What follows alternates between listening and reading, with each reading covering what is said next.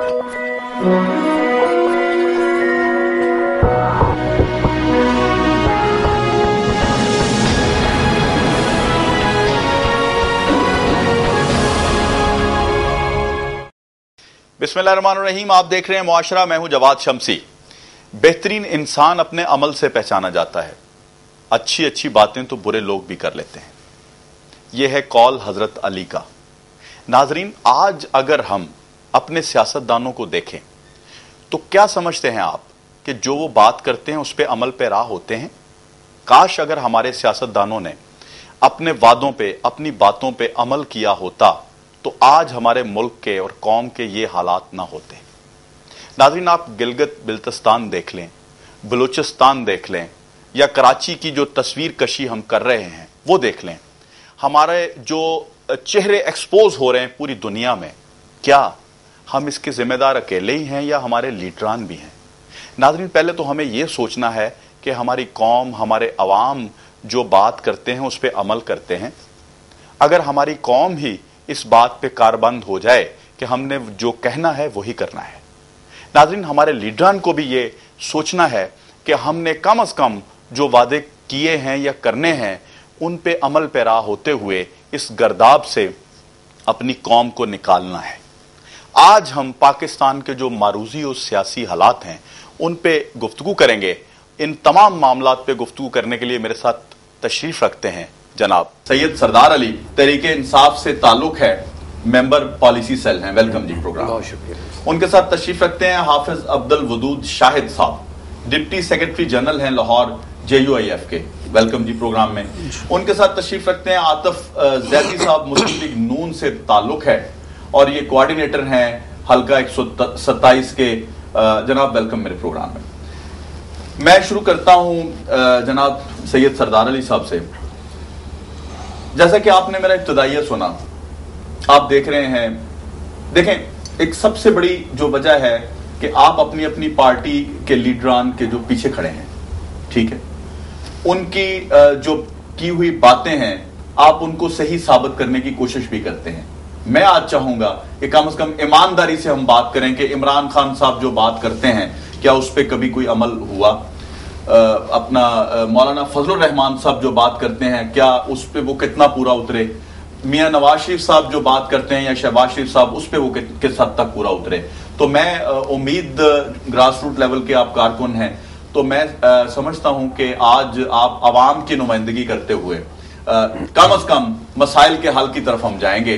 सरदार अली साहब, आप देखें कि इस वक्त जो बहरानों का शिकार है जो कौम जो है, हमारे लीडरान जो हैं इनको कब ये सोच आएगी, इनका नजरिया ये कब होगा कि हमने डंग टपाऊ मुहिम नहीं करनी बल्कि पाकिस्तान के लोगों को मसाइल से निकालना है? बहुत शुक्रिया शम्सी साहब आपका और यहाँ दावत देने का और PTI के मौक़िफ़ को आवाम के सामने लाने के लिए मौका फराहम करने का। आपने अपने इब्तदाई में बात की कि हमारे लीडर जो आवाम से वादा करते हैं वो पूरा नहीं करते। जी देखिए, हमारे सियासत में बहुत बड़ा जो इशू आ गया है वो क्रेडिबिलिटी का आ गया जी, कि गुज़िश्ता 64 सालों में जब भी सियासतदानों की हुकूमत रही, आधे वक्त वो गलत तौर पे उसके अपने जिम्मेदारियों को सर से उतार के एस्टेब्लिशमेंट के नाम लगा देते हैं। मगर जो वक्त अवाम ने इनको दिया, क्या जो इन्होंने अवाम से वादे किए उन वादों पे अगर ये 10% भी अमल कर लेते बिल्कुल, तो जो आज इशू ना सिर्फ एक सियासतदानों को या एक पॉलिटिकल पार्टी या पूरे के पूरे सियासी निजाम को जो एक क्रेडिबिलिटी का इशू दरपेश है वो दरपेश ना होता। और ये एक हमारे लीडर की, एक हमारी पार्टी की एक बहुत बड़ी स्ट्रेंथ है कि खान साहब ने जो भी वादा अभी तक किया वो उसे पूरा किया। उसमें 2 बड़े वादे वो खुद कहते हैं, हम सब लोग जानते हैं। उन्होंने कहा कि मैं आपको वर्ल्ड कप जितवा के लाऊंगा, उन्होंने वर्ल्ड कप जितवा के कौम को तोहफा दिया। उन्होंने शौकत खानम हॉस्पिटल बनाने का आवाम से वादा किया, अवामी के ताउन से हॉस्पिटल बनाया, लोगों की खिदमत कर रहा है। फिर आपने यूनिवर्सिटी बनाने का अज़्म लेके उठे, वो वादा था वो पूरा किया।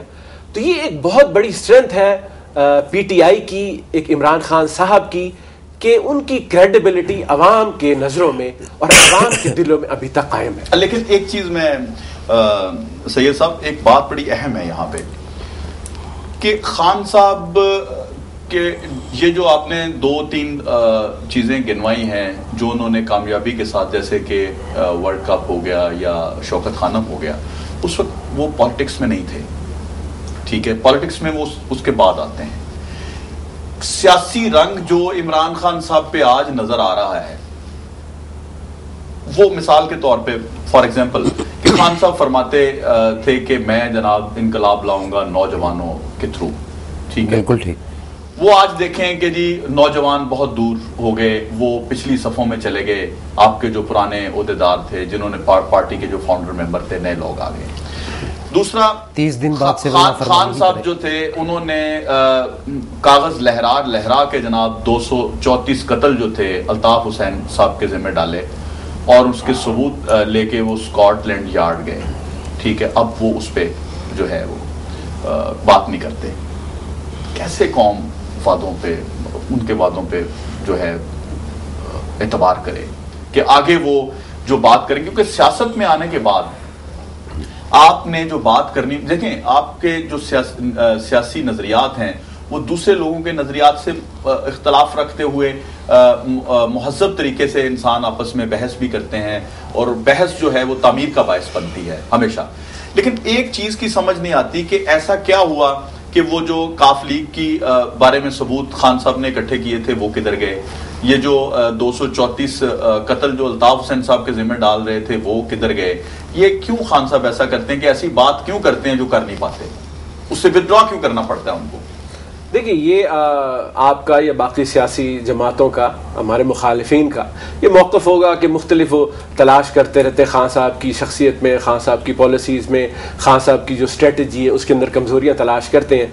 मुझे जो आपने बातें अभी तक फरमाई हैं, मुझे उनसे कहीं ये नतीजा अख्ज़ होता नज़र नहीं आता कि खान साहब अपना जो असूली मौक़िफ़ था कि हमने पाकिस्तान को रिवायती सियासत से हटाकर इन दो सियासी जमातों की मोरसी सियासत से हटाकर पाकिस्तान को एक जदीद इस्लामी फलाही रियासत बनानी थी। इस मौक़िफ़ से खान साहब जब से सियासत में दाखिल हुए, जब से लेके आज तक, ठीक है चम तजल ज़रूर है कि तजब्जुब का शिकार हुए, बाद कुछ और ऐसे स्टेप्स लेने पड़े जिनसे वापस आने पड़े, छोटी मोटी गलतियां भी की जिसका वह खुद इतराफ़ भी करते हैं। लेकिन मुझे अपनी पार्टी के और खान साहब के मौक़िफ़ में एक बिल्कुल जो है ना कंसिस्टेंसी नजर आती है। ठीक है, बात करेंगे आपसे भी इस पे और आगे बात करेंगे। मैं चाहता हूं कि दूसरे मेहमानान गिरामी जो उनको शामिल किया जाए, शामिल गुफ्तगू किया जाए। जी, आप क्या कहते हैं कि जी आपने गुफ्तगू सुनी सैयद सरदार अली साहब की, आप क्या समझते हैं कि जो ये फरमा रहे हैं, उसके अलावा थोड़ा सा ये भी बताते चलिएगा कि आप लोगों का क्या इख्तलाफ है तहरीक इंसाफ के हवाले से। आप स्टेटमेंट्स देते हैं, ये विकेटों की बात करते हैं कि मैं आप पहले 2 कहते थे, आप तीसरी विकेट जो है वो मौलाना साहब की शामिल कर ली इन्होंने, ठीक है। आपका क्या इख्तलाफ है? आप इनको यहूदी लॉबी कहते हैं। बिस्मिल्लाहिर्रहमानिर्रहीम। आपका बहुत शुक्रिया कि मुझे यहाँ दावत दी कि मैं जमीयत उलमा इस्लाम के मौक़िफ़ को वाज़ेह कर सकूँ। ये जो सवाल है मोहतरम इमरान खान साहब से मुतालिक, मेरे भाई सरदार साहब ने जो बात कही है वो उमूर हैं कि जो जिन्हें हम कौमी उमूर शुमार नहीं कर सकते, सियासी मैदान में बात होगी सियासत की तो उसमें यह आएगा कि इन्होंने जो कुछ अब तक इस मुल्क के लिए नुकसानदेह साबित हुआ उसमें बेहतरी के लिए कौन सा कदम उठाया या क्या बात कही है। नौवारिद हैं, आज सियासत में आए हैं, इसीलिए मौलाना उन्हें नाबालिग सियासतदान भी कहते हैं कि अभी वो बुलूगत सियासत वाली उनके अंदर नहीं आई, इसलिए कह के उन्हें पीछे मुड़ना पड़ता है बाद में। मसलन परवेज़ मुशर्रफ आया तो इन्होंने फौरी वेलकम कहा और मीनार पाकिस्तान में उसके जलसे में सबसे आगे ये शरीक हुए और अपनी पार्टी तक को उस वक्त लेके गए। फिर अल्ताफ़ साहब का जैसे आपने तज़किरा किया, उस मसले में ये बहुत आगे बढ़े, हद से आगे, और फिर हद से भी पीछे इन्हें जाना पड़ा। तो ये सारी चीज़ें बताती हैं कि कप्तानी का वो अंदाज़ जो क्रिकेट के मैदान में है, सियासत उससे काफ़ी मुख्तलिफ है। और ये जो समझते हैं कि हम नए चेहरे ला के तब्दीलियाँ करेंगे, तो ये नए चेहरे वाली बातें तो शायद फिल्मी दुनिया की होती हैं कि जहाँ इसी तरह से सारा कुछ शूटिंग की ज़द में आता और उसी के ज़रिए परवान चढ़ता है। तो खान साहब ने अभी तक वही कुछ देखा है। हम उन्हें वेलकम कहते हैं। सियासत के मैदान में वो आए हैं, अल्हम्दुलिल्लाह हमारी पार्टी 1968 से इस मैदान में है, तो वो तशरीफ़ लाए हैं। हमें खुशी होगी अगर वो वाक़अतन सियासी मैदान में कोई सियासी तर्ज़ अमल दिखा सकें जो उन्होंने अभी तक नहीं दिखाया। मसलन इन्होंने बात की है कि वो इस्लामी फ़लाही रियासत की बात करते हैं, तो इस्लामी फ़लाही रियासत का जो मफ़हूम बनता है और उसके लिए जिस किस्म की स्ट्रगल होती है इस मुल्क के लिए, मैं ये अर्ज़ करता चलूँ कि सिर्फ बहस इस चीज़ की नहीं होगी कि हम कोई इर्द गिर्द को देखें, बल्कि ख़ास इस नुक्ते पे हमें रहना होगा कि ये मुल्क दीगर तमाम ममालिक से बिल्कुल मुख्तलिफ है कि सिर्फ इस्लामी नज़रिया की बुनियाद पर वजूद में आया। लिहाजा यहाँ अव्वल व आखिर उसी नज़रिए को बालादस्त हैसियत दे के चलेंगे तो यकजहती आएगी, अदरवाइज नहीं आएगी। जब वो पामाल हुआ नज़रिया तो सब कुछ। अब खान साहब तशरीफ़ लाए, इन्होंने आते ही एक नया ये ट्रेंड उसमें मुतारफ़ करवाया हमारी सियासत के अंदर कि जलसा जो है वो म्यूज़िकल शो, सियासी पार्टियों के जलसे कतन ऐसे नहीं हुआ करते थे, जैसे इन्होंने उसे एक म्यूज़िकल शो। तो ये इस तरह की जो इनकी जिद्दतें हैं वो सारी बता रहे हैं कि इनको सियासत अभी तक आई नहीं है, और सियासत में ये नहीं हुआ करता। अच्छा, कि हम कहेंगे मुझे एक बात बताएं कि ये तो चले नो वारद हैं, इनसे गलतियां होती हैं, आपके पास ऐसी क्या वो मैं कहूँगा गिद्दड़ सिंगी है अपना मौलाना साहब के पास, ऐसी क्या उनके पास सोच है कि वो हर अंगूठी में वो नगीने के तौर पे फिट आते हैं? देखिए, बात यह है कि जब उसूली सियासत कोई भी करेगा, मौलाना ने हमेशा एक बात कही है और अल्हम्दुलिल्लाह उस पर डटे हैं, मुझे याद है एमआरडी के दौर से, कि उन्होंने ये कहा कि इस मुल्क की खराबियां इस बिना पे हैं कि यहाँ जमहूरियत आने ही नहीं दी गई। बकौल नवाबजादा मरहूम रहमतुल्लाह अलैह के वो फरमाया करते थे कि जमहूरी पौधा जो लगा है, जो भी आया उसने यूं उसको गमले में से उखाड़ के देखा, भाई इसकी जड़ पकड़ी है, इस पौधे ने जड़ पकड़ी है।